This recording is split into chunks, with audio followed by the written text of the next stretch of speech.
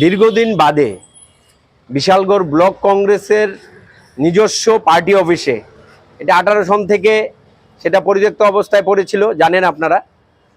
আমরা বিশালগড়ের চরিলামের প্রাক্তন বিধায়ক, কংগ্রেস বিধায়ক পরিমল সাহার মৃত্যুবার্ষিকী, 43তম মৃত্যুবার্ষিকী আজকে আমরা শ্রদ্ধার সঙ্গে আমরা পালন করছি।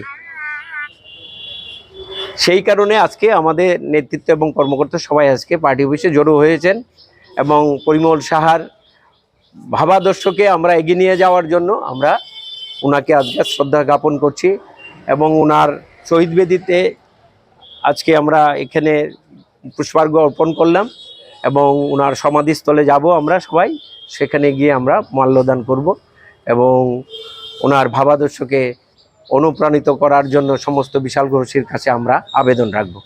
আমরা জানি যে উনি ঘাতক বাহিনীর হাতে সেই সময় 83 সনে উনি নৃশংসভাবে খুন হয়েছিলেন। তবে উনার ভাবাদর্শ মুছে যায়নি, উনার চিন্তাভাবনা মুছে যায়নি।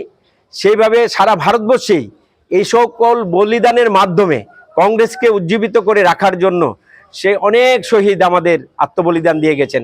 সেখানে অনেকেরই সেই আত্মবলিদানের ইতিহাস নেই, কিন্তু আমাদের আত্মবলিদানের ইতিহাসের মাধ্যমে কংগ্রেসকে আমরা সুপ্রতিষ্ঠিত করতে চাই, ওনার ভাবাদর্শকে আমরা এগিয়ে নিয়ে যেতে চাই। আপনাদের মাধ্যমে আমরা বিশালগড়বাসী তথা ত্রিপুরাবাসীর কাছে এইটুকু জানান দিতে চাই, দীর্ঘ প্রতীক্ষার পর, দীর্ঘ অধ্যবসায়ের পর পরিমল সাহার সেই চিন্তাভাবনা যে নত হলে নেতা হওয়া যায়, নত হয়ে নেতাগিরি করা যায়, এবং কংগ্রেসের যে চিন্তাভাবনা ছিল পরিমল সাহার কাছে, সেটা ছিল মানুষের পাশে দাঁড়িয়ে সেবা করা।